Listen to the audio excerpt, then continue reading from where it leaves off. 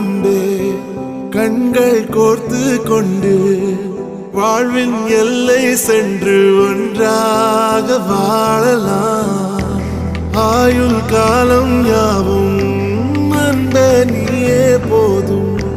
இமைகள் நான்கும் போர்த்தீதமாய் நாம் தூங்கலாம்.